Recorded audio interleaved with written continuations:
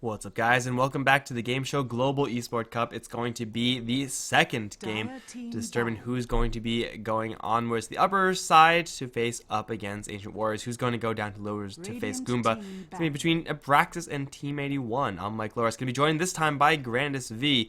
How you doing, dude? Ready to do this? Absolutely. Well, it's already been a very long day of Dota for the Southeast Asia region, but now it's time to shift gears for you. At least for me, our last series went long. The only reason I wasn't here for the first game, Guma versus Ancient Warriors. We're going to start things off with Broodmother and Alchemist banned, so already a change of pace from the first series in this EU group. Yeah, both of the two heroes that were in the game and on the same team are now currently out. Eyes open, of course, for like the Doom, Winter Wyvern. We've seen like a couple IOs mixed in there, Shadow Fiend, Queen of Pain. Like there's so many heroes that you can ban out. Lich was not going to be in that list. I had no plans on saying Lich. This Lich ban kind of feels like a not ban coming out from Abraxas to make sure that they get either like that Doom, Winter Wyvern, or one of those top tier heroes like the IO, like nail on the head right there. It ensures that it passes through, and Lich is always an annoying hero to deal with, although I don't think he's ban-worthy. I can see the strategy here for Abraxas, just to make sure that they get something that they deem is very good by effectively not banning a hero. Well, it's going to be IO most of the time instantly led into with the Tiny. For Team 81, they do know about this, so they have time to prep their response, and it seems like their response not necessarily as much in the Shadow Fiend, but definitely the Winter Wyvern. Pretty sure that would have been a hero that they would have been willing to grab regardless of the opening of Abraxas, unless it was Winter Wyvern first pick. But, Shadow Fiend has an okay matchup versus this duo if it's going to be in mid, but it's really in that Winter Wyvern where they have their power, where you can curse the IO, and then Tiny just in like 2 or 3 smacks is going to kill off his buddy. Then you have only half the combo to deal with. It's a pretty solid counter to this duo, but still it is such an explosive duo that Team 81 need probably a couple more answers. Shaker, Disruptor, probably the big two now that Witch Doctor's banned out. 5 seconds. Yeah, remaining. probably. They'll try to protect it as much as possible, but the Winter Wyvern is already such a good counter to the IO Tiny combination. I'm not sure if Team 81 necessarily need to focus very hard on their supports dealing with that duo together. I mean, there's always other options, but maybe that's another reason why they ban out the Lich so early on. They don't want to play IO Tiny versus the Lich. The Chain Frost bounces are very potent against that, so if they plan on going for a first pick IO, maybe that makes a little bit more sense too. Well, Ember Spirit's actually going to get banned out. I mean, this is just like an overall powerful hero. It seems like Abraxas are kind of okay with the current pool of heroes left in as far as counters to the IO Tiny. If you go a little bit too overboard to dealing with this combo, you may just run into an enemy safe laner that's been getting free farm and is running around without any answers. Not going to be Ember Spirit, but definitely we've seen teams before grab heroes like Gyrocopter who can function very well with very little and kind of be that like secondary carry to the IO Tiny partnership. It is generally pretty effective when we see it. Alternatively, going for just like a simple Quap for a side lane or something along those lines for Abraxas seems to be pretty reasonable. But for Team 81, it's Shadow Fiend, Winter Wyvern into, well, not Night Stalker, who's going to be banned out. Darkseer is the pick. A potent hero combined with the Winter Wyvern, and a pretty good one at punishing IO and Tiny when they get together. You set up for a very nice vacuum, and then the wall against Tiny is absolutely stellar. You get a huge amount of damage for that illusion in late game. That is not something to underestimate. But still, Abraxas will get that Queen of Pain that you talked about earlier, a very potent hero for themselves. I'm not sure exactly whose draft I favor drastically, but it kind of feels like Team 81 are a little bit more prepared directly against what Abraxas have, whereas Abraxas are more focusing on just getting their own strong heroes up right now. And usually you would think that would favor the Abraxas side, right? Because they can pick whatever they want and force Team 81 to be kind of on the responsive, and like in game also, if you are able to do whatever you want and force the enemy team to react 24/7, usually you're going to be in control of the game. So I think this is fine for Abraxas if they keep on picking up heroes, as long as they don't run into any sort of weird hard counters, which doesn't really seem to be the case. Like there's a ton of soft counters here for Team 81, like Darkseer and Winter Wyvern up against the IO Tiny, you already talked about. Team 81 may be short on the CC, so they may need some stunts to deal with this Queen of Pain. Disruptor looking really good here for Team 81, but I mean, if they grab the Disruptor, Abraxas should still be fine to run into that. It's not really a huge deal. As Abraxas, they're looking for their own offlaner. Eyes open for Broodmother, perhaps. Actually, never mind. She's banned out. So, Clockwork, perhaps, to get some initiation on the board. Hookshot into Relocate is pretty legit. Or a Sand King offlane could be really interesting for Abraxas, although he might struggle a little bit in lane, can always back off and fall into the jungle. And it's one of those heroes that I like to see inside the IO drafts. It gives you a long range way to initiate once you get that blink dagger, and also relocating a Sand King into the fights can also be very potent. The amount of map mobility they'd have would be absurd, although it's probably not something we're going to see. They'll more than likely go for one of the more standard offlaners. It's something to keep an eye out for. But yeah, in general, even though Abraxas are setting the tone of this draft, I don't think it's taking Team 81 out of their comfort zone by any means. Winter Wyvern, Shadowfiend, Darkseer by themselves are already really good. Now you have an Ancient Apparition. They're going to lock down this Io's regeneration, although I think this Ancient Apparition pick in general is a little bit more of a stretch. It leaves them very reliant on the Winter's Curse in order to lock down this Queen of Pain, and if you use the Winter's Curse for the Queen of Pain, unless you catch Tiny in it too, it's going to be really hard for them to pull together these fights unless they get a massive wombo combo, which is not out of the question. They have great heroes to capitalize on the Darkseer's vacuum, massive amount of AoE damage, but now Abraxas is going to pick themselves up a Bane. 10 seconds I really don't like this Ancient Apparition here. Like, the upside of being able to shut down Io's healing is nice, but picking up one hero to do that is kind of overkill. Like, if you're shutting down Doom's healing, or Huskar's healing, or an Alchemist's healing, then fine. You know what? Ancient Apparition, I love that hero. I love him to death, but that is a good time to pick him up. But in this case, I mean, I guess they get extra bonus out of this ultimate by shutting down the Bane's healing as well. Whoop-de-doo.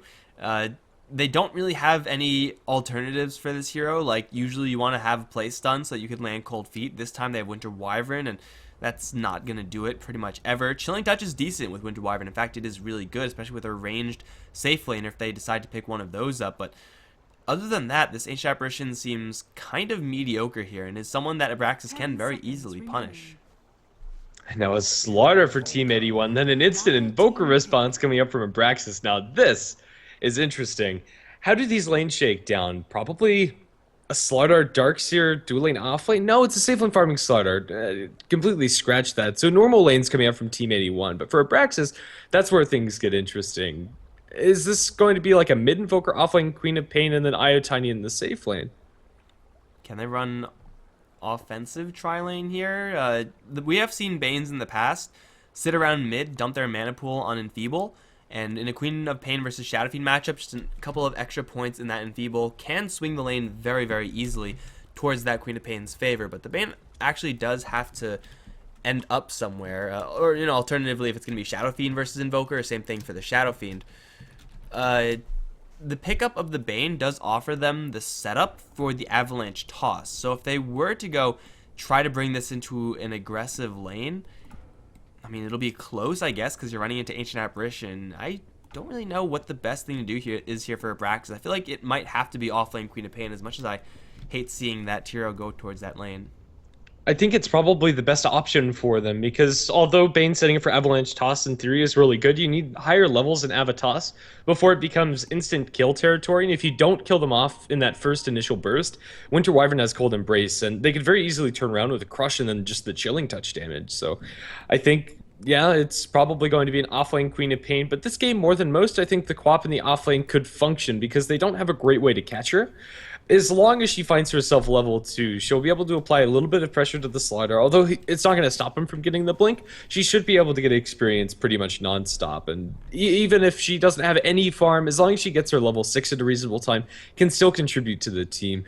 Very, very interesting to see this Invoker as the last pickup coming up from Abraxas. What type of Invoker do you think we're going to see this game? I was actually just about to ask you that, and I think it might be a little bit of an Exort slanted Invoker game, mostly because they have the Bane, like just Nightmare into Sunstrike. That's a pretty legit combo. As far as Wex in lane, you don't really want that versus Shadowfiend, who could just very quickly out damage you, and then you're just completely shit out of luck. If it is going to be Invoker mid, of course. I'm liking Exort Invoker slightly here. I mean, you could just chase down these supports with Forge Spirits and then just seriously mess them up also. And also the global ganking power. Like, if you just have, like, the Bane in a lane, you set up with a Nightmare, relocate on top of it, have the Avatos Sunstrike, pretty much everybody's dead from that. Well, here we go, unpaused, and let's see what's going to be happening in these lanes.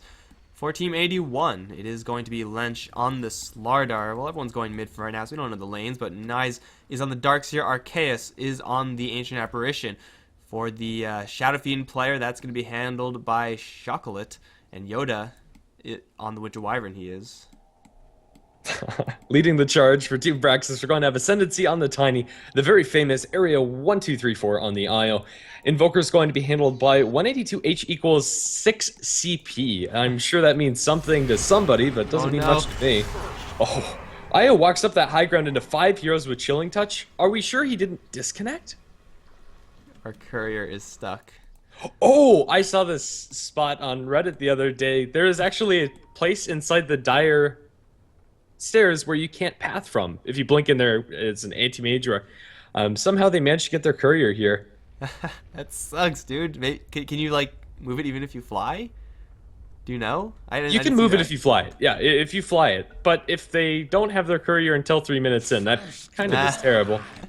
Wow, an IO first blood and a courier death. It's worse than a courier death. It's 3 minutes without a courier. That's longer, although it doesn't give the kill to the enemy team. Like, I it's believe just in stuck. you. You can Wyvern do it. hatchling struggle. 30 seconds to Can they go. just Alright, buy another guys. courier? I'm sure it's fine. IO has gold, right? Well, it looks like we're gonna remake. Let's take a quick mental picture of all these items, because I'm very interested to see what teams grab. Okay, it's just a whole bunch of tangos and branches. But guys, we'll be right back after the remake. Hopefully, the courier will be able to move.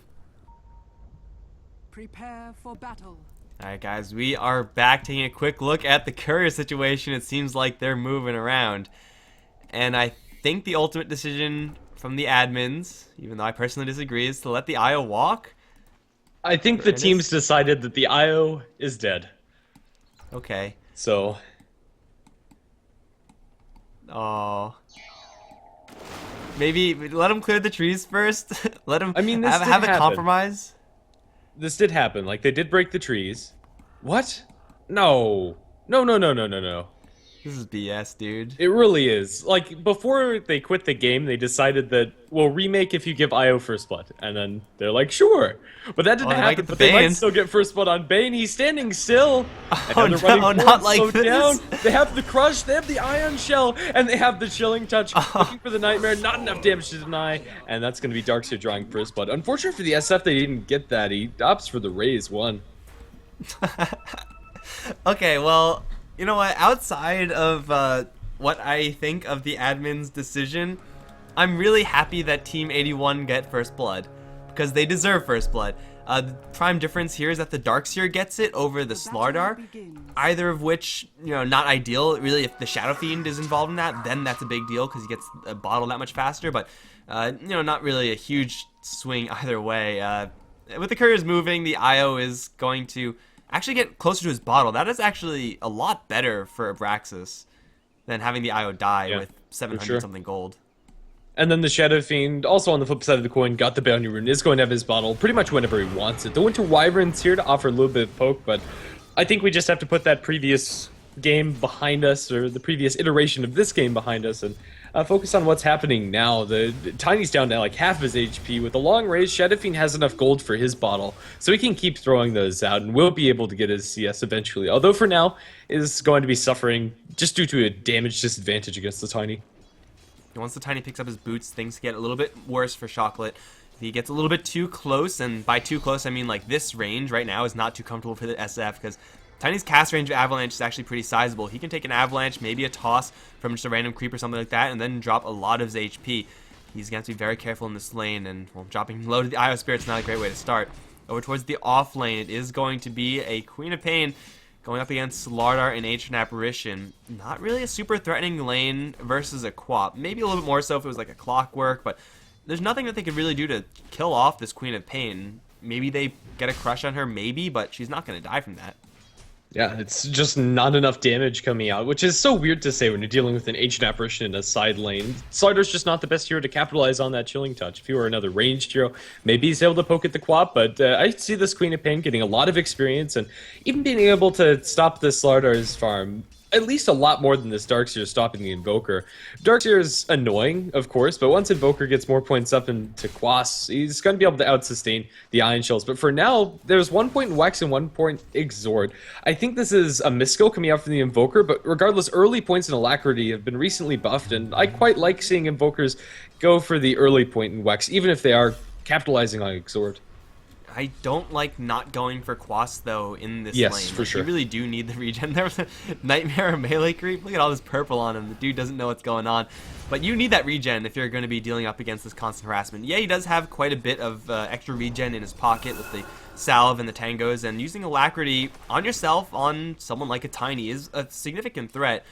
But is it better than having access to Cold Snap? Is it better than having just the ability to, without any items, regenerate and sustain yourself up against the Darkseer? I'm not entirely convinced. You can just grab like one value point of Exort down the line with a very heavy Quas Wex build, because really all you want is the attack speed on Tiny, let's be honest. So I'm not really sure how much I like this Invoker's build so far. It's only level 3, so you can definitely change it into a direction that I would like a little bit more. But for right now, not really a huge fan. The benefit of the really early Wex Exort Invoke is the fact that he's able to kill off those creeps before the harass stacks up too much onto him, and I'd expect his next point does go into Quas. We'll just have to wait and see. Keep an eye on the Invoker, but for now, he's farming it up at a similar rate to that of the Slider down in the bottom lane. And I think that's probably going to be the state of the game for quite a while. Ancient Apparition down towards bottom, taking a lot of damage. Sunstrike will connect. The poison damage is probably going to be lethal, but yeah, they have a heal, so there's no way. You gotta use it. Okay, there you go. There you go. But Tiny, in the meantime, kills off Shadow Fiend. Very narrow, almost kill on the Ancient Apparition. It's forced to pop out a salve, but better than dying. Again, if you get a little bit too close, and too close is, about 500 range, then Ascendancy can land the Avalanche, land the Toss, and SF is going to not die every single time, but sooner or later, it's going to connect in such a way that it will just instantly pop off the SF. And those levels are coming up on the Tiny. He's now level 4 versus the level 4 Shadow Fiend. This is a lot of burst damage. Just with that Avalanche Toss combo, bam, down to half HP.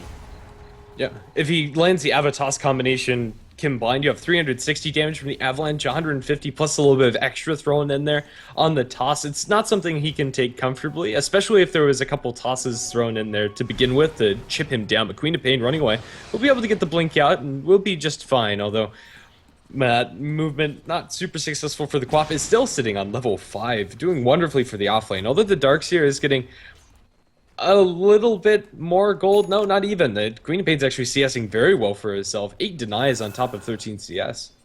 I don't think I've ever seen that many denies on any offlane hero, really, ever. It's kind of crazy to see. Queen of Pain probably could have also gone for the double Shadow Strike build, but just wants to go for, looks like a pretty standard offlane Queen of Pain build, where you're just ready to fight as soon as you get that level 6 if you have the opportunity. And this is one of those lanes where it almost seems like she doesn't have to look for fights. Even if she is going to grab level 6, just keep on moving forward. Oh, Chocolate's going to get Avatossed over in mid lane again. That's just going to instantly kill him off. Yoda with the Embrace wouldn't have helped enough. It would have, maybe bought the Shadow Fiend enough time to survive for a couple more seconds, but it wouldn't have saved him entirely. Especially since the spirits were out in the air for very famous.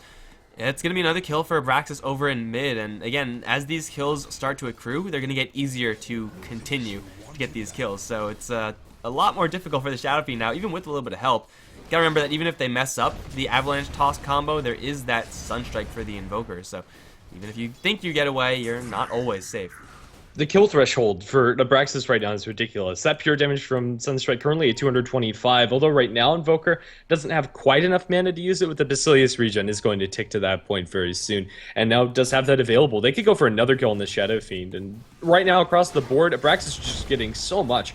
One toss will connect. Tiny's going to have mana for full combo as soon as he partners up with this IO again. If there were bottle charges, but unfortunately for the Tiny, there's not until he picks up this bounty rune. Right now, the Shadow Fiend needs to play very far back, or he's just going to get nuked down easily across the map. And the Shadow Fiend, although he's CSing well, is at a disadvantage against the Tiny for 2 reasons. He's died twice, excuse me, to the Tiny, and also the Tiny doesn't have to buy bottle in his build. Up towards top, Surge away by the Darkseer, and he's going to be just fine. They were looking for the Nightmare, not going to find it.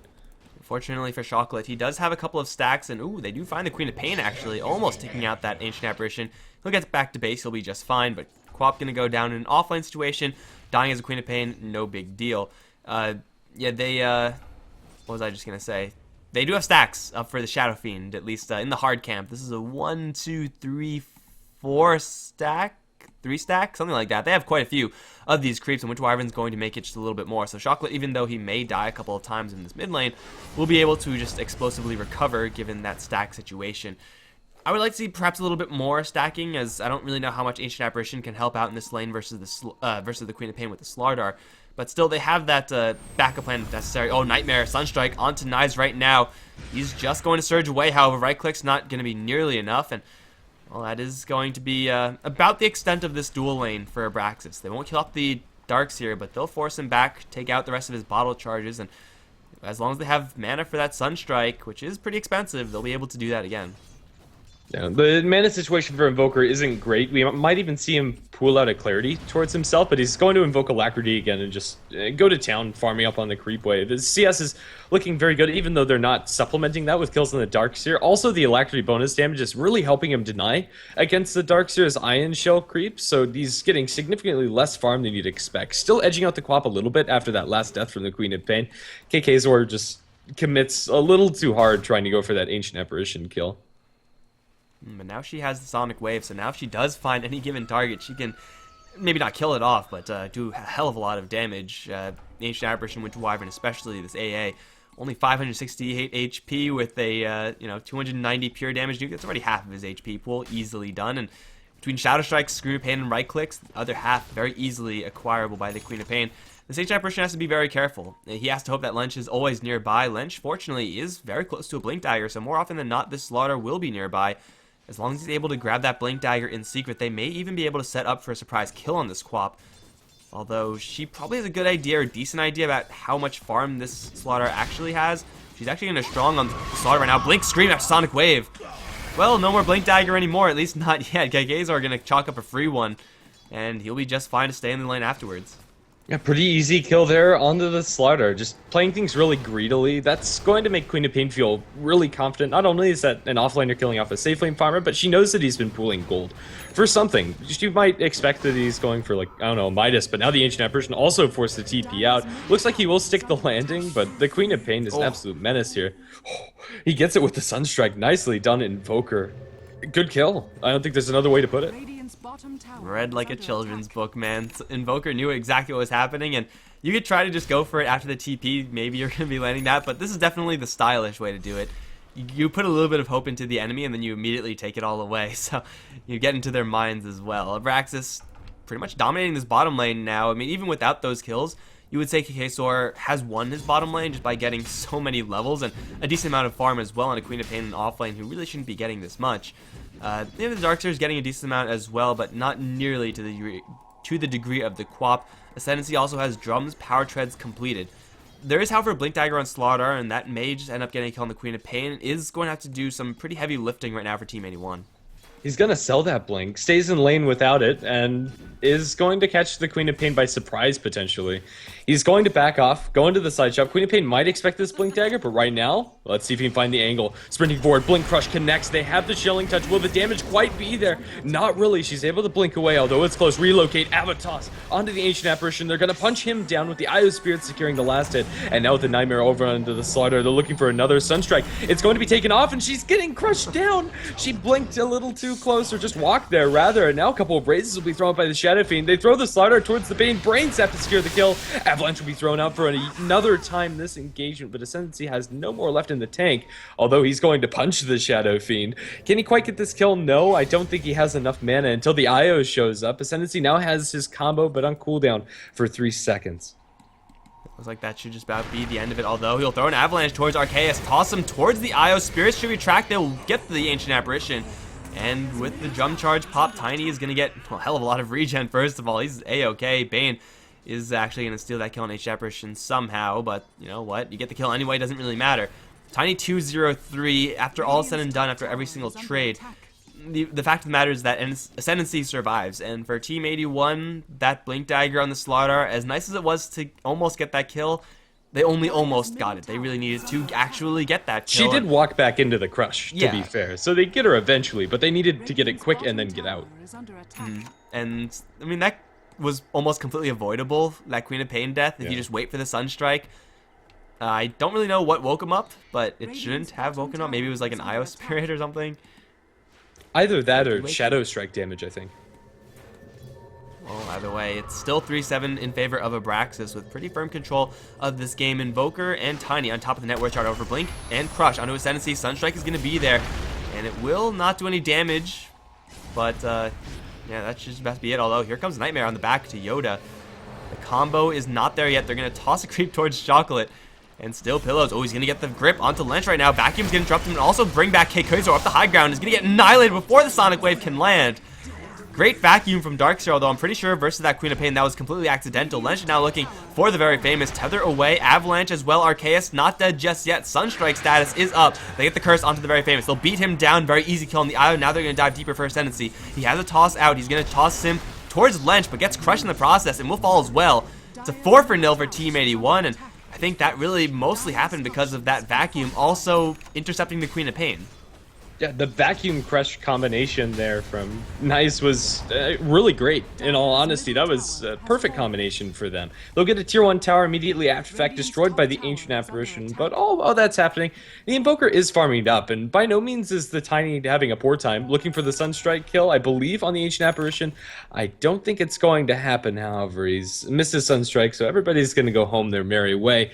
Still, Abraxas are not behind when it comes to the metrics, but a lot of momentum is lost, especially by the Queen of Pain. After dying twice consecutively, not being able to use her ultimate, it started out in such a way that the Queen of Pain could have run away with this game, but now she's about even with the Darkseer, and when it comes to farm, she's significantly behind. He has a full mech. Queen of Pain really doesn't have much to talk about. It's just a bottle, wand, and brown boots.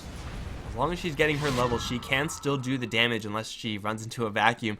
The more interesting thing I think in this game is this Invoker. Like, he's pretty much just a walking Sunstrike. He's gone for 2 points in Quas, 1 in Wex, mostly because he can't get only Exort. But for the most part, he wants to get only Exort. It seems like he's just going to go for the pretty standard Necro Book build. And he's just going to be playing kind of Broodmothery up on this top lane, except Broodmother doesn't have the luxury of firing off, what, 400, 350 pure damage nukes over into the other lanes. So far, Team 81 have yet to apply any pressure at all to this Invoker, and Invoker in the meantime has pushed down the tier 1, has already gotten to the tier 2s for a little bit of damage, and the rest of the team hasn't really needed him in these fights. At least, you know, maybe the last fight he could have helped out a little bit, but still, this Invoker is going to be getting quite a bit of cash, and for Team 81, they're kind of ignoring him. And maybe even bigger is the fact this Invoker is almost level 11, and the next highest level is the Shadow Fiend, who just ticked level 9. So he's getting a lot more experience. So I stand corrected, the Slaughter is actually almost level 10, but still this Invoker is leaps and bounds ahead of anybody else, and if they kill him off, that's huge. Can they do it? They're smoked up, they're looking for the Invoker inside the trees. He's so deep, however, that I'm not sure they're going to be able to find him. There's a casual healing salve down on the ground. I'm not sure how that ended up there, but they're going to cut the creep wave and look to take Invoker's tower and pressure him that way instead. But he's just going to leave TP out, join the push down towards bottom. Seems like it's going to be a tier 1 for tier 1 trade. For Abraxas, they might be able to go a little bit faster. Shadow Fiend's pushing is pretty nice at this stage, just doing way too much damage for that tower, but Invoker's damage output is actually higher than the Shadow Fiend's. Of course, he has Alacrity mixed in there, but 160 a pop is like so much higher than any given hero. Mid lane. They jump into Ascendancy, they have the crush, the Io is there for a defensive relocate, and that's going to be all she wrote, at least for the Tiny. Io, however, is going to have to valiantly give his life away to save him farming carries up towards top lane. They get the toss, Sunstrike connects, Avalanche is there, kills off the Shadow Fiend. Just enough damage, as in the mid lane, the Io is going to die. Yeah, the Shadow Fiend was trying to prep his Requiem in time. Unfortunately for him, when you're using your Requiem, you can't move, and that's exactly what Invoker loves. The kill, not looking at the explosion also for the Tiny. Style points there. It's 8-8, and it's a great trade for Abraxas to make. The tower trade was commenced pretty much as per expected. But no, it's actually a Force Staff for the Invoker. Given, I mean, I like this item on Invokers in general, but given how this Invoker has been playing, I think Necrobook is just a better item. I like Necrobook a lot more when you go for the 4 points quest to get the double Forge Spirits up and running. I think the Force Staff will allow him to get in position for a big Deafening Blast Meteor combination, which is the really big selling point of this build. They're going to look for the crush, but a Nightmare onto Slardar. He's Ion Shelled, but grippable. Kazor is walking right over Sentry. He's going to get double raised and brought down. I'm actually surprised they don't try to use the grip there. It's not really a turbo huge cooldown. It's only 100 seconds, but now with the Queen of Pain down, Abraxas cannot really easily contest Roshan. They'll see it. Pure damage is going to do a hell of a lot to Nice right now, but the Amplify now on the Rosh, it is going to fall mighty quick. The Ice Blast is thrown, will not connect on anyone. Well, the heroes from Abraxas are coming in. Chocolate is not at his BKB just yet, and the Avalanche toss combo is huge here. Bane getting a Nightmare up Lench right now, who's now going to chase forward for a little bit more. Vacuum back onto pillows, gets a brain sack, he'll be just fine. Avalanche going to miss, and well, that was the weirdest grip of all time. You don't use it on the Slaughter before, but use it on him now. Really, blink forward, crush into Ascendancy, Ion Shell ticking. Ascendancy's not with his IO just yet, is going to get the toss up. Lench dropping pretty low. They do Nightmare Chocolate. Taken out by Arceus. They see Nice right now. Tiny, though, can't really get in easily. Toss Bane in. Here comes the Meteor. That's going to do a hell of a lot of damage to Sonic Wave. That's going to bring down the Ancient Apparition. The chip battle is, I guess, won by Abraxas. They're going to try to go into Roche right now, but it's not that easy. Yeah, they do have a good amount of physical damage from the Tiny and the Invoker, but this is also spotted out. They know that they're moving into the Roshan pit. This is contestable by Team 81, but not super easy, especially because the Darkseer is almost completely out of mana, and he's not even in the lane. So maybe it's not actually contestable by their side. They do have Requiem left, but their HP pools and mana pools on their heroes just aren't sufficient enough to go for this. I think Abraxas should be able to take out this Roshan, but also on their side, Sonic Wave, Grip, Invoker's Meteor is on cooldown. He doesn't have another Invoke for 9. This is really awkward, if I'm completely honest. I'm not sure if this is going to pan out for them, and maybe they decided against it altogether and just back out now. They have pause time to think about it, I guess. Evaluate your situation. Tiny, if he does end up killing, if they do end up killing Roshan, that's going to give Tiny his Aghanim Scepter. I don't really know how much that is factoring into things. They have mana enough to fight. At least, the Queen of Pain is ready to go. Has no Sonic Wave, but there's really no big ultimates on the other side either. With Kitchen being Requiem, but if you have Shadow Fiend standing still, he's probably going to die because of it. I think Abraxas can try, but this is really where you want to have Forge Spirits for Invoker, at least anything to help tank you up. The IO having no bottle charges, no urn charges, doesn't have much use here except for the balls, so I don't know. I think it's probably safer for Abraxas to just refill the tanks and then take a secondary fight.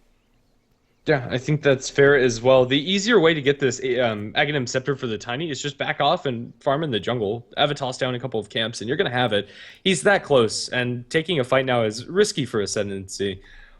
However, the same can be said for Team 81. The Shadow Fiend has no way to sustain his HP. He's completely out of bottle charges. He's at 552. That's the highest he's going to be inside this fight as a whole. That's a Brain Sap and like an auto attack or two from the Tiny, or anything like Brain Sap, Sunstrike, any combination of nukes from their team. He's going to die. And the Darkseer without his mech is pretty useless. He's at 11 mana at the moment. There's no way to get him back up to serviceable amounts in a fast enough time for them to contest this Roshan falling. But the fight afterwards very well could go in the favor of 81. This is such a terrible time to pause. I wish we could see what happens, because it's really hard to theorycraft how everything is going to go down. Invoker's going to look for a reconnect, hoping to resolve the slideshow Dota, and the good go is going to be called. Do they stay in the Roche pit or not? Well, I think we both agree it's probably safer to not go in. Lunch isn't ready yet. Looking at the items now, we actually have 2 Hands of Midases already up, both of which are on Abraxas. One is up soon on Arceus right now, so Ancient Apparition gonna look to get that level scaling. Not gonna help him now, but still, these items, at least scaling to late game, are coming up for Abraxas. Not only the double Hand of Midas, but also that Aghanim Scepter. Relocate. They're gonna relocate onto Yoda. The toss is there, slight slow from the tether, Avalanche, and well, Kazor is going to jump right in and snag that one, or help snag that one, I guess. Now with the Winter Wyvern also down, that might be enough to go in. Mad Pink's coming out from the Winter Wyvern. They know there's a ward there. Well, either way, Roshan is, I guess the attempt is stopped by Team 81, and for Abraxas that should be good enough. It should go right back into the same old, put the Invoker in a lane, have him be a mobile Sunstrike, and have him shove the wave as much as he can. And for the Tiny, get your Aghanim Scepter. Like, these are still good options for Abraxas. It's not like it's Roshan or bust.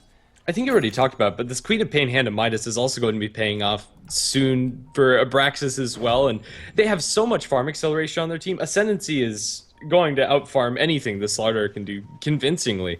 Slaughter is not renowned for his flash farming ability. The best way you can get farm on Slaughter is by taking down Roshan or by taking down hero kills. And right now, Team 81 aren't doing either, although they'll probably look to force an issue sooner rather than later.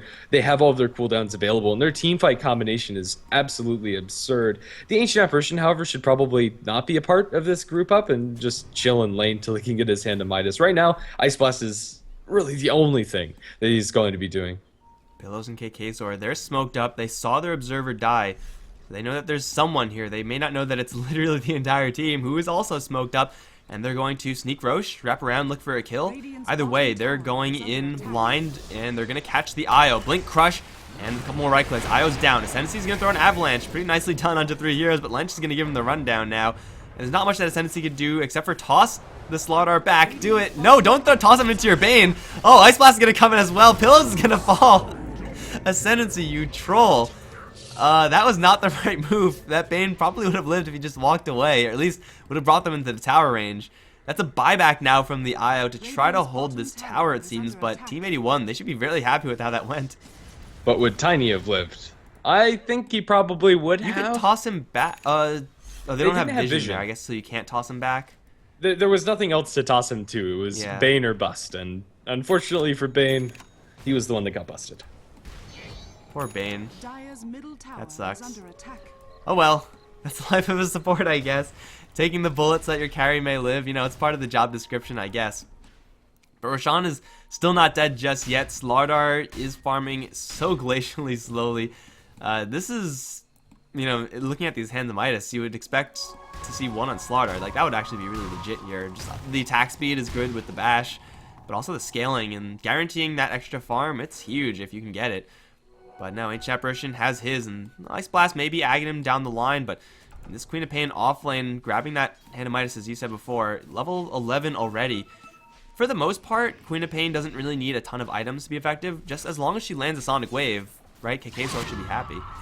Yeah, at least from this role. If you're mid, you really want that Aghanim Scepter or Orchid as soon as possible, so you stay relevant compared to the enemy mid. But her impact compared to the Slaughter or to the Darkseer is, although a little bit less up until this point, is still comparable inside the team fights, at least in theory. But this Darkseer has been playing very well. 4-0 and 5 has found very nice vacuums, and whenever they've had a fight, it's been off of the back of this Darkseer's play. Let's see if the smoke is going to net them another engagement. They have aggressive ward vision. They know that the IO and the Tiny are rotating towards the Ancients, and they're going to collapse on them. Ascendancy probably going to go down. Can they find the IO in time? Ascendancy is going to get Blink crushed. They have to relocate out. With their tether, they'll be able to get him out in the nick of time. And Tiny's back in base. The Ice Blast was going towards the Tiny at the Ancients instead of towards their home. However, the IO probably going to go down here. There's a Sunstrike drop. Misses entirely.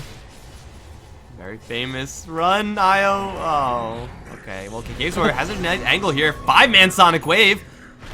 That's it. Avalanche onto Yoda. Ascendancy is going to get cursed up. KKzor going to put a little bit of damage into his Tiny. Ascendancy now has got to run, though. Here comes the Meatball. Is going to crater. Nice. That's going to get the kill immediately. Lench chasing forward for this Tiny, but in the back lines, Bane grabs a kill on the Winter Wyvern. Tiny still surviving as Slaughter has peeled off. Wall preventing the Invoker from advancing forwards. Pillows, very slow right now, is going to drop a Nightmare. Lench is not going to go in, however. Something canceled his Blink Dagger. Not really sure what that was, but if he tries to go for Bane right now, he will just end up dying. And there we go. KKzor going to jump right in. Toss is going to kill, but also line them up for a 2-man Shadow Raise. Chocolate is going to dodge the Sunstrike, but will fall regardless. Random Invoker Illusion, not going to do it. Ancient Apparition, the sole survivor of this fight for Team 81, whereas for Abraxas, they get out with the Tiny and the Invoker. Dire's top Bane tower is under functioning attack. as ammo for the Tiny at this point. Like, that's the second toss that, although it works out for the Tiny, hasn't worked out very well for the Bane. Surviving on the Tiny and the Invoker is huge, however. You have a Yule Scepter now on top of that 4-staff. Invoker's combination is at maxed out in Zord. It's a stupid amount of damage. Can kill off anybody on the enemy team, maybe except for the Shadow Fiend. He just have BKB, unless it's perfectly, and I mean perfectly timed. We'll be able to pop that BKB. Still, he's an absolute menace and getting so much space to farm. This isn't transitioning perfectly inside these fights. It was very scrappy, but in the end, Abraxas come out on top, and I'd expect that to happen more and more as these Midases translate into bigger and better items. The Queen of Pains hasn't really paid off outside of giving her level 11, and Invoker, the sky's the limit for him, especially the new Aghanim Scepter, or I say new, it's been around for a couple weeks and almost a month now, is really darn good. Extending the extra level towards each of your spells is a really cool way to scale. And because he already has the Yule Scepter and Force Staff, he's about ready to at least consider that Aghanim Scepter. You can also go for that Octarine Core, make him a little bit tankier perhaps, but bottom line, there's going to be a pretty big item coming down the line for the Invoker, and well, same thing can be said for the Tiny. Plate Mail with another 3k gold in the bank. Yeah, I mean, it's probably just going to be that Assault Cuirass, and maybe not like completely nullify, but at least mitigate this effectiveness of the Slaughter. Once you drop that amplified damage on someone, you expect to be able to just tear them to shreds. Not really the case with this Tiny. Like, not only does he have almost that Assault Cuirass, but he also has maxed out Craggy Exterior at this point, so the Slaughter's damage output is already very low, is going to be hindered even more by the fact that he just can't attack the Tiny. He's just going to get stunned. Yeah, and also in that last fight, we saw a Darkseer illusion made of the Tiny. It did a lot of damage, but that illusion also got craggied. Instead of finishing the Assault Cuirass, Tiny's gone back up to the BKB. And I think this is a fine option, but right now they're relocating up towards top. Oh, Wrench is already crypt and mostly dead. Sunstrike's gonna land. They might lose the Io, but Ascendancy still have full HP. Io's still alive with the Nightmare. He'll fall eventually. Ascendancy, Cold Feet is gonna proc. And that's gonna be a Slardar for 2. Invoker does grab the tower in the meantime, but now Pillow, run, hide, both. Raise 1, raise 2, not quite gonna do it. The Bane gets out of there. But that is not a great trade for Abraxas. They want to be avoiding that type of trade as much as possible. It's a lot worse than just a subpar trade. That's more than a 2,000 gold swing and 2,000 experience swing towards the favor of the Radiant side, although it was the Winter Wyvern to pick up that kill. That pretty much buys her a full Glimmer Cape after that last exchange, which is a really important item in this game to keep people alive. The side of... excuse me, Team 81, once this Slardar commits, has no discourse to get out of the engagement. The Glimmer Cape's going to help with that. Radiant's bottom tower is under attack. Yeah, the Glimmer Cape mech is up on Darkseer. Should be probably going for the Guardian Greaves next. But, yeah, I mean, Team 81 are getting some pretty decent items up. They really do need this Ancient Apparition to start at least building towards his Aghanim Scepter, which is the item that you want to be going for, an item that he's probably going for, but he just can't find the gold in these fights. It still is the case where Abraxas are farming faster on more heroes than Team 81. So Team 81, if they're sitting back and, well, whether intentionally or not, getting this game kind of stalled out, that's going to be favoring Abraxas quite heavily at that. Like, even after that Io Tiny death, or trade rather, the gold advantage is still going their way, slowly but surely. So Team 81 had to find some way to dislodge this. And killing off Pillows, as nice as it is not really going to be that method. And they might not even get him. They need the vacuum that should land in time, and it will. Right into an Ice Blast. Lench should wake up soon. The Bane puts himself to sleep instead. Lench is pretty much guaranteed to get this kill. KKzor is also going to show his face. Probably should leave, and will. But again, it's a Bane. 300 gold for the Darkseer, whatever.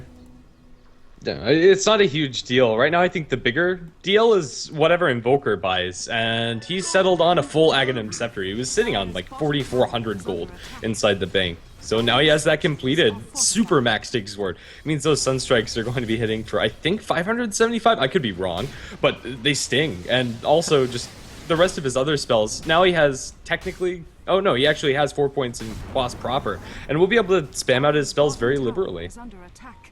Let's see, how much damage? 320? Does it actually, like... Does the Aghanim Scepter upgrade, like, show you on when you mouse over? I'm not sure if it does. It does. It does? Okay. Well, there it is. You can see the damage output right now. You get an extra 100 damage per hit on Alacrity. Again, put that on Tiny. You're not looking for damage, you're looking for attack speed, but you're not going to say no to both right now. Maybe he just goes for a little bit more Wex. Maybe he's going to stay the course with Quas, but either way, Invoker is getting really frighteningly, terrifyingly huge, and he's closing in pretty quickly towards that level 4 Invoke as well, so he's going to be spitting spells like nobody's business. And again, for Team 81, they can't really afford to let this hero farm up freely. A fully farmed, 6-slotted, level 25 Invoker, maybe not like a level 25 Anti-Mage or Phantom Lancer or something like that, but he can do some serious work just with Deafening Blast. Like, really, that's all he really needs to land.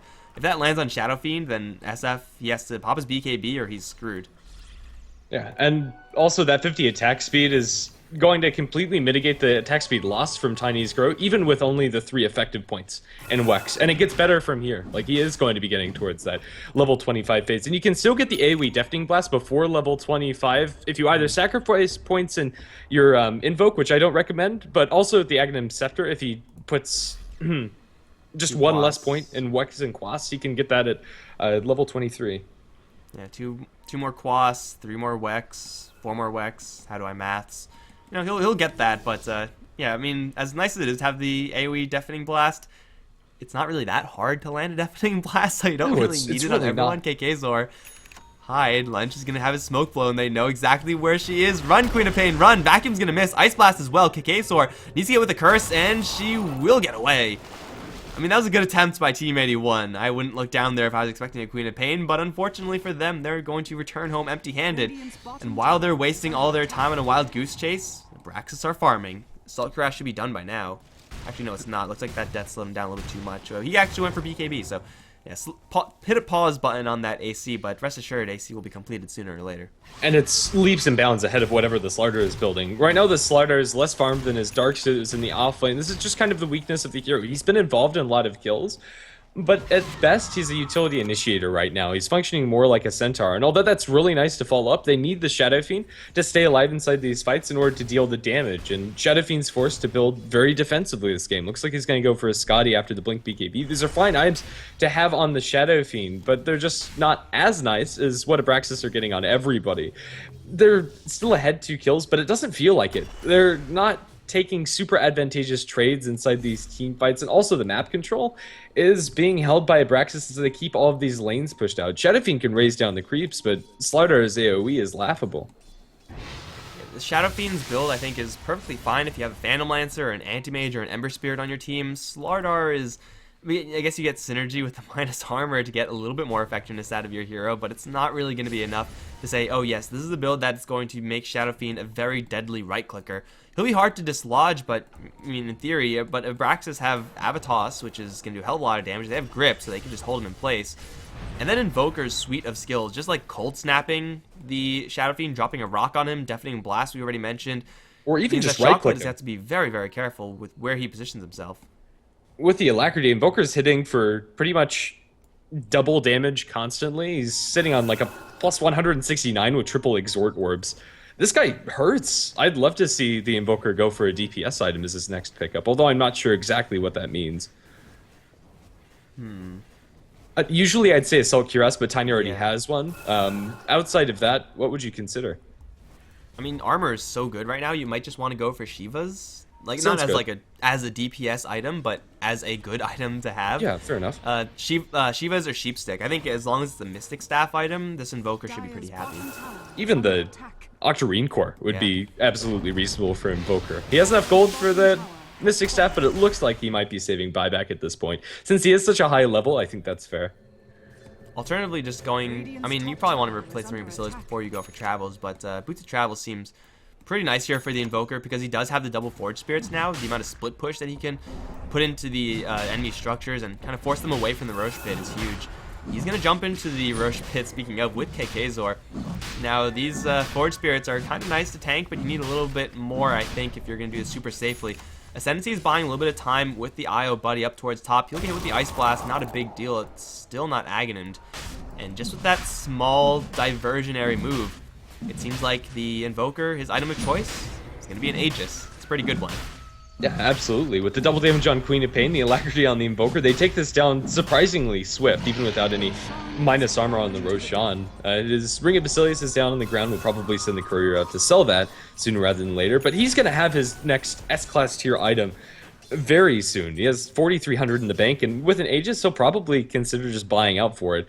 Maybe it is just Boots of Travel now for the Invoker is just a safe bet, but Abraxas are scaling incredibly. You have a Scotty now finished on the Shadow Fiend, but I think we've already covered how this doesn't end the game or make the Shadow Fiend super threatening. He needs that next step, and right now Abraxas are that next step ahead. They have that much farm, and Shadow Fiend stands pretty much alone. The BKB is up for the slaughter, but at best case scenario, I see this BKB allowing him to get his Crush Initiation. The damage coming out from Abraxas is majorly going to go through that. The Sunstrike, the Sonic Wave, the right clicks from Queen of Pain, Tiny, and Invoker all combined, and then you have the lockdown from Fiend's Grip too.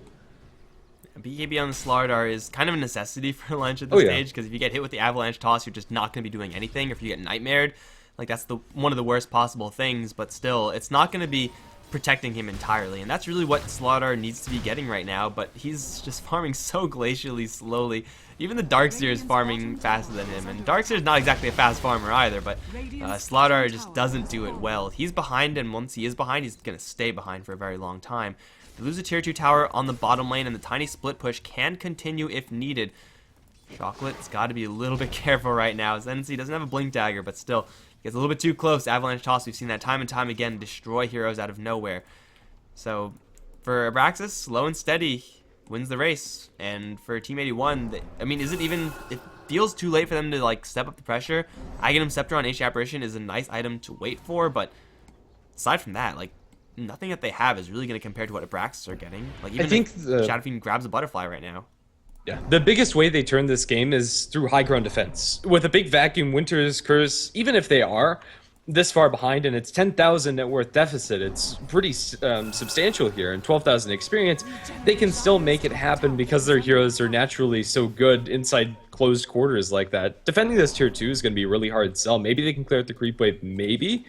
But it looks like Abraxas are just going to take this slow and steady. The Invoker's Aegis isn't going to be there for much longer. He still has about 2 minutes and a half, but I don't think this is time where Abraxas really want to commit for anything outside of this tier 2 mid, which they probably will be able to get if they committed more than just the Invoker. Right now, they're content to split push.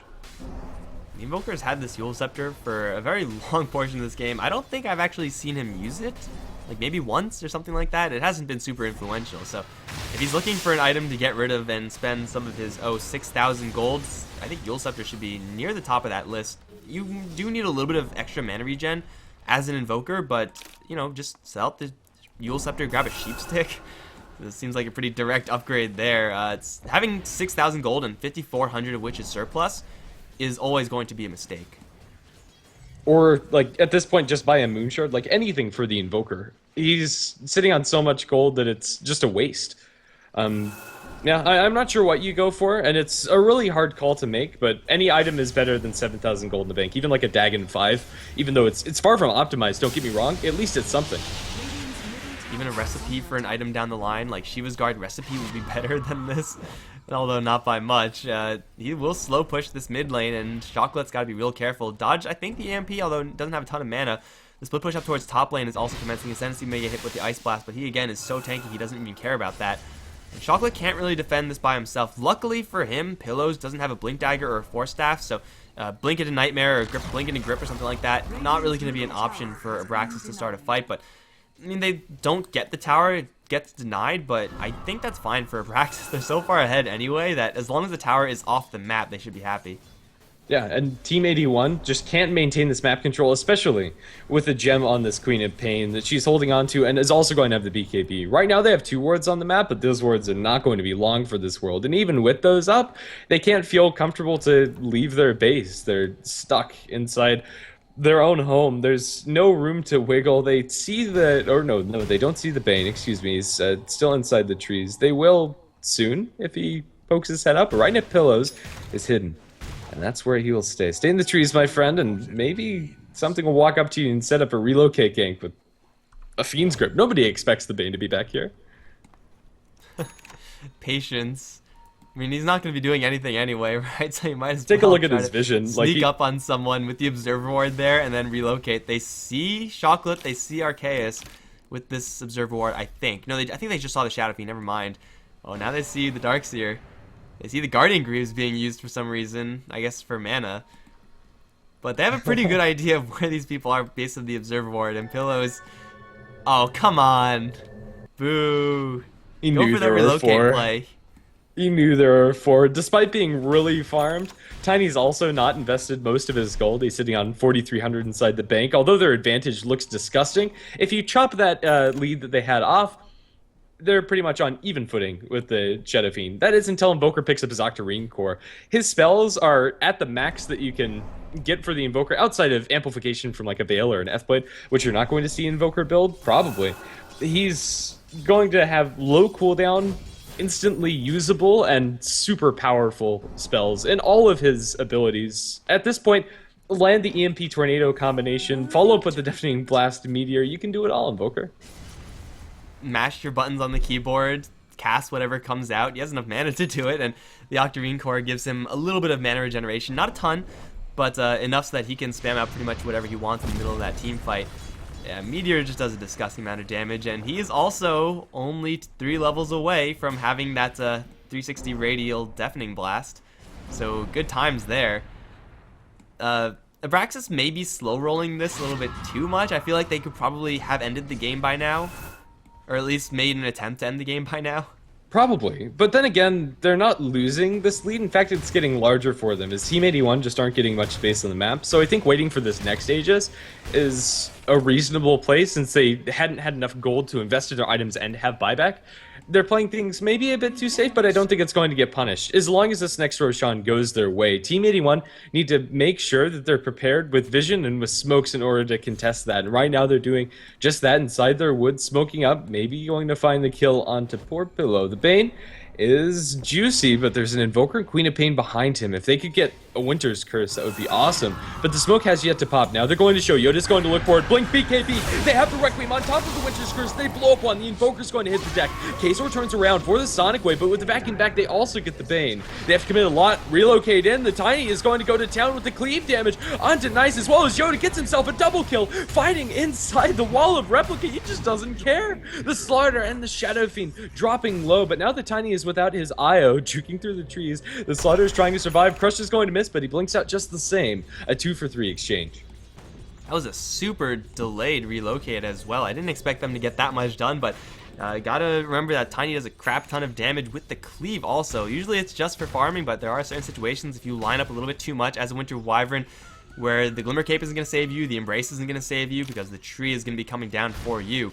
And Abraxas get away with their Queen of Pain as well, hold the gem for later, but still, that was a kind of messy fight from them. Great initiation from Team81. The Blink Requiem was completely on point. Same thing as the Curse, but after all said and done, not killing off the Tiny means that I'm not sure if Team81 can call that one a decisive win. Like, yeah, they take a little bit more gold, they take a little bit more experience for sure, but is it going to change the state of the game? Probably not by much, if at all. Tiny's gonna buy himself a Satanic. This is an item under normal circumstances I'd really like, but this game it's gonna be countered quite a lot of bit by the Ancient Apparition and his Ice Blast. It is now agonimed up with level 2. The extra time he's not able to heal is going to mitigate the impact of this item, but still, at worst case scenario, it's 25 strength and 5 armor for the Tiny, even when it is not able to heal him up. And Tiny survives long enough to where he's probably able to outlast the Ice Blast unless it hits him in the middle of an engagement. So we'll have to see how that plays out. Personally, I would have liked to see a crit or maybe even a butterfly on him as the Shadow Fiend picks up a butterfly of his own to combat evasion with evasion, or just an MKB to straight up counter the Shadow Fiend. But to each his own. I think Tiny's farmed enough to where it doesn't matter too much. He has still the TP scroll slot to replace, travels, moon shards, whatever. Moon shards also would be pretty crazy here. But, you know, he has so much time, since there's absolutely zero pressure being applied to Abraxas, that he can go for actually whatever he wants. Ice Blast is available, but even if it's fired off right now, it'll be way too late to stop this Rosh. Abraxas is going to walk in, kill off Roshan, and probably, yeah, go ahead and replace that TP scroll from Tiny. He's going to grab level 22 off of that now with the Aegis, and they're going to smoke up. Not spotted by the Radiant, and if the Radiant are foolish enough to leave their base in any sort of big way, they're going to be in for a world of hurt right now. The IO also grabbing an Invis rune. Having an IO with Invis healing you is actually pretty legit, although, man, he is holding it in the bottle for right now. Earn Invis? I don't know, maybe it's a little bit too little for this stage in the game, but for Abraxas, they have yet to really try to poke up high ground, though I think now that they have the Aegis, it should just about be that time. The attack speed steroids, however, on this Tiny are absurd. Early, you have the Alacrity and the Overcharge. He's going to be swinging so very fast inside this next fight. And, well, that Avalanche, it doesn't quite reach Creep Wave, but just a couple smacks of the branch, and one of those even connects into the Ancient Apparition. He'll be able to mop that up nicely, and now we'll start the slow siege, although it is very slow. The Shadow Fiend with a couple of raises, a little bit of help from his allies, will very easily be able to mop that up, but they open up with the Tornado EMP. Connects, drops Shadow Fiend down to half mana, and that really doesn't cost Invoker too much. Ascendancy might get cold-feeded here. It is going to proc, but 4 staff away and asleep. Ascendancy is just fine. And now he's going to get juiced up to near full HP. Not a ton of sustain here for Abraxas. It's all in the IO, who only has a certain amount of HP to land to his Tiny, but still you have Satanic, you have the Aegis. If you die, not a big deal, and if you drop low with Creep Wave there, you'll just be able to get back to full AP, and if Yoda gets too close, just swat him down, easy peasy. Another Nightmare onto the Shadow Fiend, setting up for EMP. What a combo. And they'll just glimmer out with the Tiny. Happy with that tier 3. They're not done yet, though, I don't think. They have Satanic. They have Aegis. I think he just Satanics and hits this creep wave, or maybe goes into a creep camp in order to do just the same. But right now they're relocating top to clear out this creep catapult, but they're not successful in getting the deny, so that's a little unfortunate. But on the flip side, we have a Blink Scythe now up on this Darkseer. That could very easily turn around this next fight. For now, they've slowed down, but Tiny has healed up a little bit from the creeps, but Io decides not to bring it back. It looks like they are just going to be happy with that tier 3, although I thought they'd commit for a little bit more with the Aegis. This is the epitome of slow rolling. And you know what I love to watch after like 8 games of Dota already today is a team taking their time. It's fantastic, man. Gotta love it. Oh no! Tiny.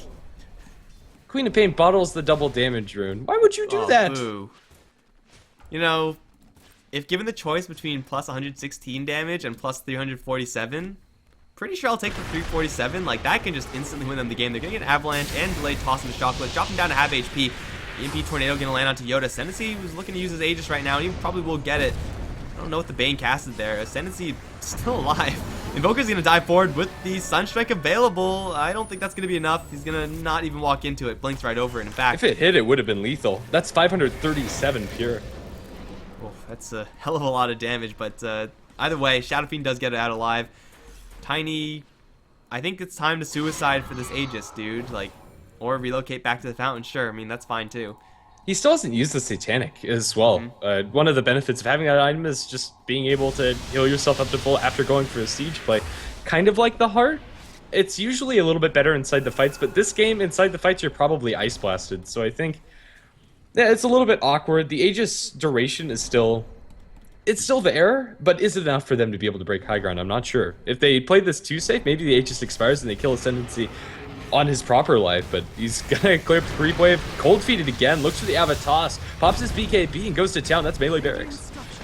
And range racks probably as well. Lynch chops right into the middle of the fight. Can't get a single crush on a single viable target. He will finally crush the Bane. Kill him off in a hurry. Sonic Wave not going to be enough to kill off the Slaughter. Now here comes the Ice Blast with the vacuum combo.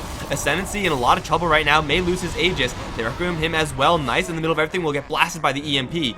Now Tiny's going to be back up alive. Gems on the deck and Ascendancy is just going to go to town, finish these range racks up, and then fall back and not make an illusion of himself on the way out. So for Abraxas to actually buy out with the Bane, double TP is coming in. Team81 probably shouldn't be leading the charge with the Ancient Apparition.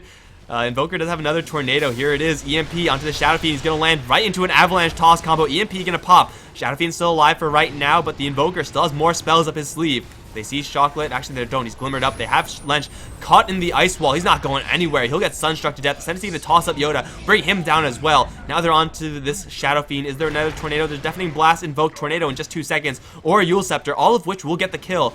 No, Yule Scepter. No, Tornado's going to miss. Double buybacks. Well, they'll have to let the Shadow Fiend go. But for Abraxas, they're still going to take a monstrous fight and a monstrous win, forcing out 2 buybacks more, and Lench is going to charge forward looking for the IO. However, the IO's already glimmered, so they can't even follow up on that. Now here comes the Invoker, 4-staffed up. He has the EMP, can help with the setup with Ice Wall, and well, he does pop the BKB, Lench. And he does get out of there with that, but now the BKB is down. This Slaughter can no longer afford to get anywhere close to this fight. Oh, Chocolate's gonna blink in. Not a good move. Vacuum onto 2. They're gonna Nightmare the Bane. Nice Deafening Blast onto Nice right now. Ascendancy is gonna take a lot of hits, but with the glimpse, with the relocate out, the Tiny will be just fine. He'll return at full HP. And Invoker can still stick around for this one, although he's getting chased down by Lunch. There's no chance that the Slaughter actually connect with that. IO Tiny? Just IO. And now a hasted Ghost Walked Invoker is coming in to try to bail out area 1, 2, 3, 4. They're going to throw the Ice Blast towards him. He's tethering to the creeps. The Ice Blast misses. Now the Invoker might be able to catch a wrap around. The Tornado's going to catch onto the Darkseer. His very famous tries to run away. Scythe up. Sunstrike's there. Almost kills off the Darkseer. Not quite enough damage. Can Invoker seal the deal? Looks like the answer is no, as he's able to get out to safety. Deafening Blast Meteor combination not going to catch anything. It's Abraxas still with a clean win as they do take their first set of Raxes finally. It's only 1 set. It probably could have been another if they, maybe played that fight a little bit better. But still, the advantage is not going to stop dipping in their favor. Now, 20k in both Golden Experience pretty cleanly at that. Moon Shards to be eventually consumed by this Tiny, and Courier, nothing just yet. But still, this Tiny is absolutely loaded out of his mind. And Invoker has another 6k gold because, you need that gold for investment purposes. should be again looking to replace some of his items with something, but one more level and he'll have the radial deafening blast. I'm excited to see that. It's been a while since I've seen that item, or seen that effect. Ooh, refresher orb, double deafening blast, double everything. Double everything. Yeah, I'm really excited to see his combination. It's always fun to watch an invoker that knows what they're doing with the refresher orb, especially now with the Academ's upgrade, with the more damage on his full combination. If they catch out Team 81's side with, I'm not sure exactly what it would be. Ideally, if he was on the enemy team, you get a good vacuum back into the invoker combination, he could 1v5 them. So they need to be very careful with their positioning. It's probably not going to catch 5. That really would rely on Team 81 being completely out of position. But if he catches 1 or 2 in the Deafening Blast Meteor combination, they're gone. You just can't do anything. Burn their mana twice as well. The value, it's probably not going to be a high priority, but really it is just Deafening Blast Meteor. And, well, there's no real items that he can refresh here either, which kind of sucks. But you know what? He has the lowered cooldown on the refresher orb because of Octarine Core. So you got those orb synergies there with the Invoker. And I'm pretty sure down the line he's going to go for a Sheep Stick, so eventually double Sheep with Refresher Orb is going to be another asset. At a certain point, as Invoker, there's just way too many buttons to press, and he may not be able to get all of the skills out that he wants to. But still, this Invoker is going to be a hell of a threat. Tornado. Look at that range. That's just disgusting. Not even maxed out yet. No, it gets worse. Or better, depending on which side you're looking on. This Invoker, I'm really curious to see how he plays these next couple of fights. And also, is able to throw out those alacrities like candy. And it's very tasty, apparently, for your Tiny. Plus 100 damage, plus 100 attack speed. Tiny's getting close to cap. Not quite at attack speed cap when he's tethered, overcharged, and alacrity, but he's darn near close to it. And Tiny really should never be at that point. He's going to be hitting so fast and so hard that Team 81 are going to find it very difficult to repel him, at least when he pops his BKB. Still 8-second duration, that's more than enough for him to be able to take out this Rax if he doesn't get caught out by a Winter Wyvern ultimate and just right-click down by the Shadow Fiend. But I'm not sure the Shadow Fiend quite has the DPS in order to do that by himself. It really feels like they need Starter to get his amp damage onto this Tiny, but even the amp, it's purgeable off by the BKB, so it's not going to be there forever, even if they do have a Winter's Curse after the fact. I found a good item on the floor for Tiny. It's called Double Damage, and it's going to be ridiculous. I like it. At this point, I think you eat the Moon Shard, give the bottle to the Tiny, and hold it so you can push high ground. Please sit on it this time. Don't take it. No, Invoker. I mean, plus 195 damage is by no means bad, but it could be like 100 more. I think they're just doing it to taunt us at this point, but Invoker's trucking. He has plus 315 with Exhort Orbs. Just gonna jump right in onto the Io Tornado. He's gonna help the Io disengage. He will get with the Ice Blast, should shatter eventually, but Ascendancy's in the middle of everything. Kakaosaur throws a Sonic Wave onto the Shadow Fiend, who's really too far away to have an effective Requiem. It's still 2 heroes apiece down, but Ascendancy's gonna give Chase Chocolate. Will not be able to jam that one home. The Invoker was completely warded away by the Slardar of all heroes, which I don't think the Invoker should have feared. But either way, it's a 2 for 2, and Ascendancy is still alive. The Invoker's still alive. The Roshan is no longer still alive. Kakaosaur is going to grab the Aegis, leave the cheese there because of reasons, and now they can look for a high ground push to follow up. You got to remember that Io, even though he may be dead, can always relocate in, give the Tiny a little bit of overcharge, and just let him go to town those buildings.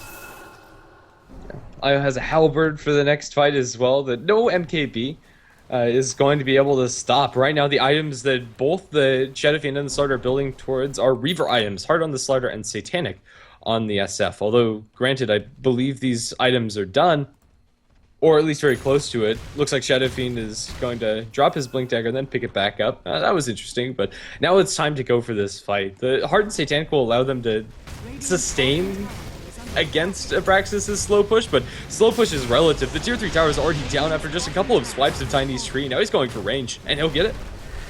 Lynch has no more BKB, has mana enough for a crush. They'll try to go for Ascendancy. Sunstrike goes there, but it's not going to be saving the Tiny. Very famous, also in a little bit of trouble. She needs a couple more seconds of life. Not going to happen. Kakaosaur now in a little bit of trouble. Does have the Aegis, however. Deafening Blast Meteor. Going to buy him a little bit of time, but the Invoker can still fire off a couple of spells right now. Tornado is going to be launched. Kakaosaur is going to have enough time to blink out.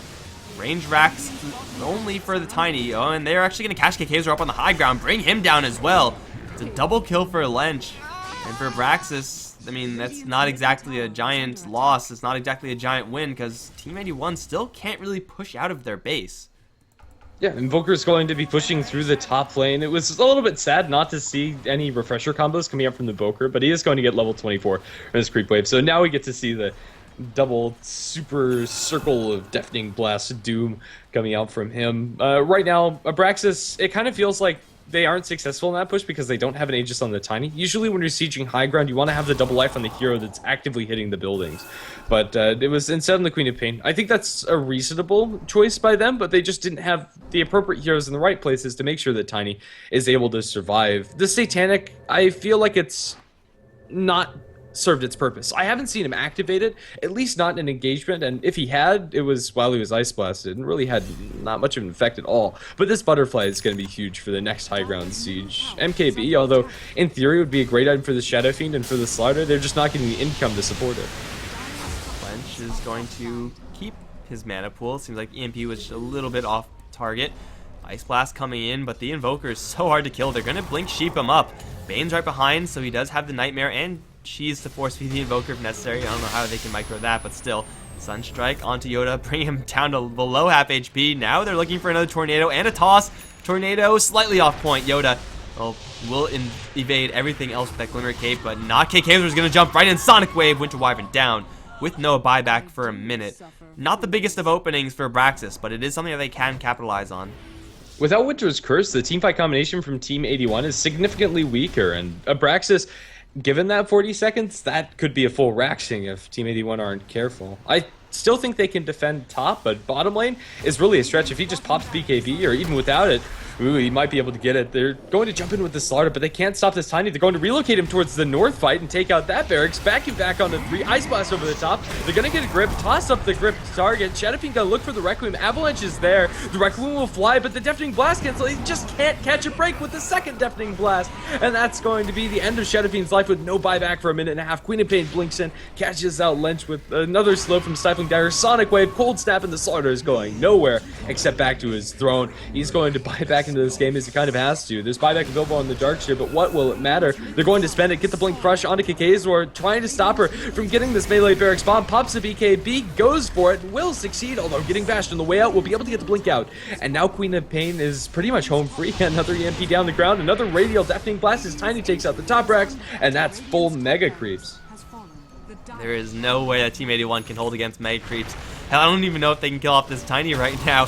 Nice is going to get lifted up into the air, but Ascendancy has his eyes on the prize, and that's GG well played.